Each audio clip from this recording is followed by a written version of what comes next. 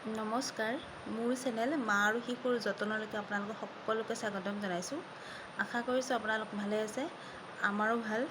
আজি আমি এটা নতুন বিষয়ৰ ওপৰত আলোচনা কৰিম। বিষয়টো যদি ভাল লাগে তেতিয়াহ'লে আপোনালোকে মোৰ ভিডিঅ'টো লাইক কৰিব, কমেণ্ট কৰিব আৰু শ্বেয়াৰ কৰি দিব, যাতে আপোনাৰ লগতে আৰু 10জনী মাতৃৰো সেইটো সুবিধা হয় বা কথাটো জনাত। সেইকাৰণে আপোনালোকে শ্বেয়াৰ কৰি দিব আৰু মোৰ চেনেলটো ছাবস্ক্ৰাইব কৰি দিব আৰু আহিবলগীয়া নতুন নতুন ভিডিঅ' আপোনালোকে চাবলৈ পাব। কাষত থকা বেল আইকনটো টিপি দিব।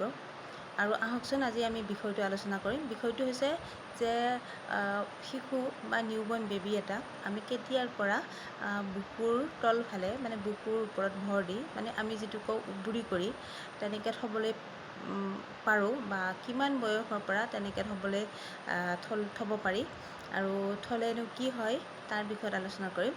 আৰু আমি এটা কথা লক্ষ্য ৰাখিব যে আমি কি হয়, আমি যেতিয়ালৈকে নিউবৰ্ণ বেবীটোৰ নাভি নসৰে আমি তেতিয়ালৈকে মালিচ নকৰোঁ বা গাও ধুৱাব নালাগে বা মালিচ কৰিব নালাগে। যেতিয়ালৈকে আমাৰ মালিচ নকৰোঁ তেতিয়া আমি গা নুধুৱাওঁ। সেইকাৰণে আমি যেতিয়ালৈকে নাভি নসৰে তেতিয়ালৈকে আমি মালিচ নকৰোঁ। আমি মালিচ যেতিয়া কৰিম নাভিটো সৰি গ'লে মালিচ কৰিবলৈ আৰম্ভ কৰিব লাগে। যে মালিচ এনেকুৱা নহয় যে আপুনি একদম পূৰা খতৰনাক মালিচ কৰিব, তেনেকুৱাও নহয়। লাহে ধীৰে কৰিলেও মালিচটো লাহে ধীৰে কৰিব লাগে, যাতে সি অসুবিধা নাপায়। আমি মালিচ কৰাৰ পিছত কি কয়, লাহে লাহে আপুনি 5 মিনিটৰ কাৰণে বা 5 ছেকেণ্ডৰ কাৰণে, 15 ছেকেণ্ডৰ কাৰণে, 10 ছেকেণ্ড এনেকুৱা সময় লৈ আপুনি ওলোটাকৈ থ'ব লাগে বা ওলোটাকৈ থৈও আপুনি পিঠিখন মালিচ কৰিব লাগে। তেনেকৈ মালিচ কৰোঁতে আপুনি ওলোটাকৈ থৈ দিলে থোৱাৰ ক্ষেত্ৰত আপোনাৰ কি হয়, বেবীটোৰ মানে গলটো চিধা কৰিবলৈ শিকিবহি। আৰু চিধা কৰিলে সিয়াৰ মানে যিটো গলৰ মাংসপেশী আছে সেইটো স্থিৰ হ'ব আৰু যিটো কান্ধৰ মাংসপেশী আছে সেইটো মজবুত হ'ব। তেনেকৈ কৰিলে আৰু যিটো সেইখিনি স্থিৰ হয়। আৰু লগতে যিটো আমি এটা মানে কথা পায়ে দেখিবলৈ পাওঁ যে মোৰ ক্ষেত্ৰত তেনেকুৱা হোৱা নাই, কিন্তু মানে চব মাকবিলাকেই কোৱা শুনিছোঁ যে মোৰ বাচ্ছাটোৰ মাথাটো বা চেপেটা হ'ল পিছৰখিনি, তেনেকুৱা কথা। সেইকাৰণে কওঁ যে যেতিয়ালৈকে আপোনালোকে বুকুৰ তলফালে বা বুকুৰ ওপৰত ভৰ দি নুশুৱাই তেনে ক্ষেত্ৰত মানে মাথাটো চেপেটা হোৱাৰ সম্ভাৱনা বেছি থাকে। সেইকাৰণে আপোনালোকে কি কৰিব, যে যেতিয়া আপোনালোকে মালিচ কৰিব বা এনেই থ'লেও একো নহয়, অকণ সময়ৰ কাৰণে আপোনালোকে টাইমটো মিলাই ল'ব।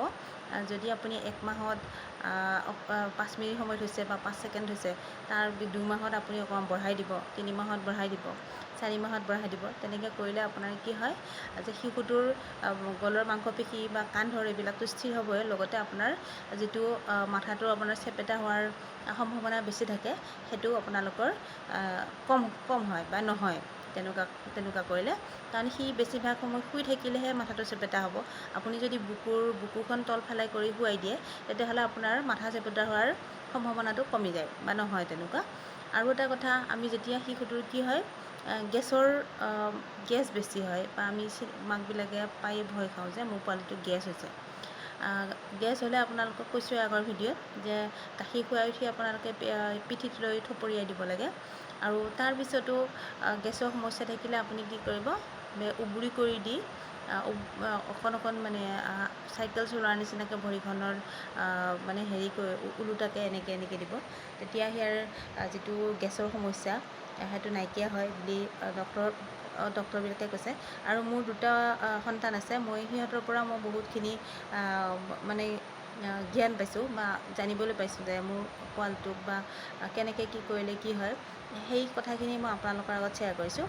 মই কোনো ডক্তৰ নহয়, আপোনালোকে ভুল নুবুজিব, কাৰণ মই যিখিনি কথা জানিছোঁ বা বুজি পাইছোঁ এগৰাকী মাক হিচাপে মই আপোনালোকক সেইখিনি কথা জনাইছোঁ।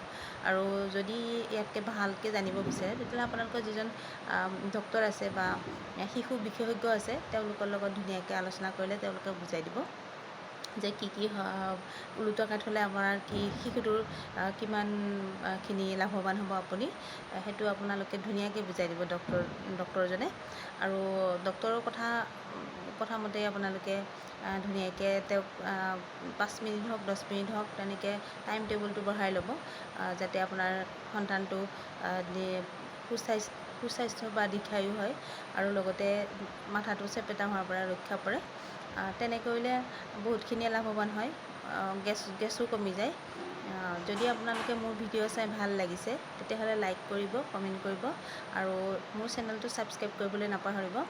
মোৰ ভিডিঅ'টো আপোনালোকে শ্বেয়াৰ কৰি দিব যাতে আপোনাৰ লগতে আন 10জনী মাতৃৰো এইখিনি কথা জনাত সুবিধা হয়। বহুতে জানে কিন্তু হ'লেও কিছুমান মানুহে নাজানে, সেই মাতৃখিনিৰ কাৰণে জনাত যাতে সুবিধা হয় এই কাৰণে আপোনালোকে মোৰ ভিডিঅ'টো শ্বেয়াৰ কৰি দিব। নমস্কাৰ।